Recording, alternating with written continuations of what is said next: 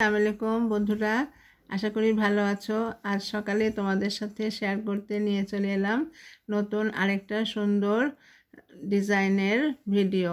এখানে তোমরা দেখতে পাচ্ছ যে আমি এই যে কাজটা করছি এটা সম্পূর্ণ এক রঙা সুতো দিয়ে, তবে এক রঙা শেড, হালকা শেড সুতো দিয়ে, হলুদের উপরই হলুদ শেড সুতা দিয়ে এটা করছি।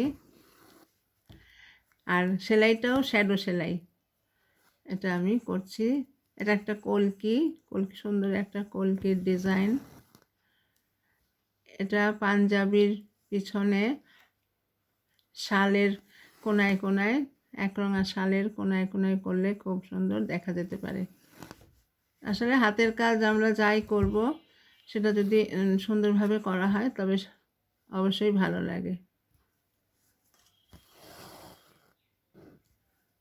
এই যে দেখো, আমি আগে এঁকে নিয়েছিলাম, তারপরে আমি এটার উপরে করছি।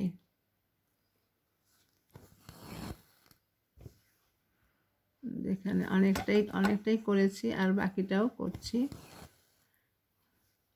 এই যে দেখো, এইভাবে শেড ছোট ছোট ফোল্ড দিয়ে আমি শ্যাডো সেলাই করছি। অনেকে আবার এটাকে ক্রস স্টিচও বলে, তবে মূলত এটাকে শ্যাডো সেলাই হিসাবেই বলা হয়।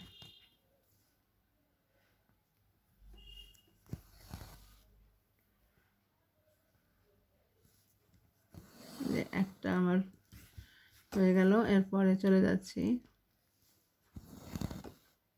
পরবর্তীটায়।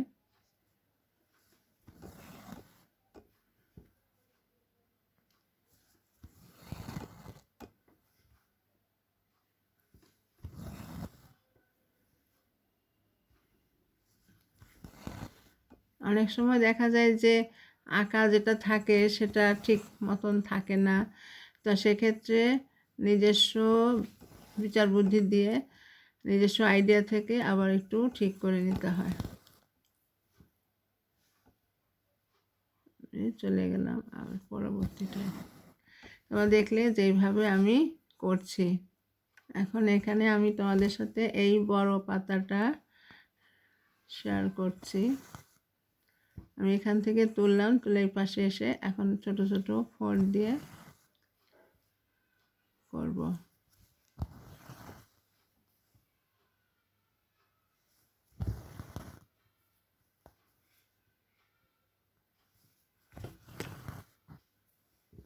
এইভাবে আঁকা অনুযায়ী।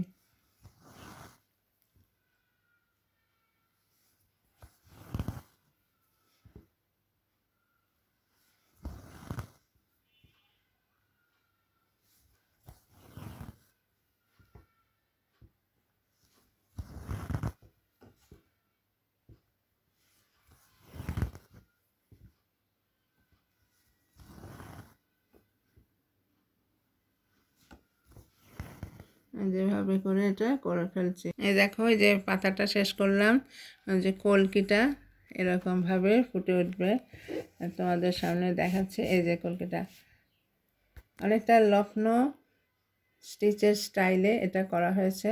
সাধারণত আমরা লখনৌ স্টিচে দেখি যে কালারের কাপড় সেই কালারেরই সুতা দিয়ে করা হয়, আর এটা একই রকম সুতা দিয়ে, সেটা একটা আলাদা বৈশিষ্ট্য আছে, আলাদা বিউটি আছে, অনেকটা একটু ক্লাসিক্যাল একটা ভাব ফুটে ওঠে।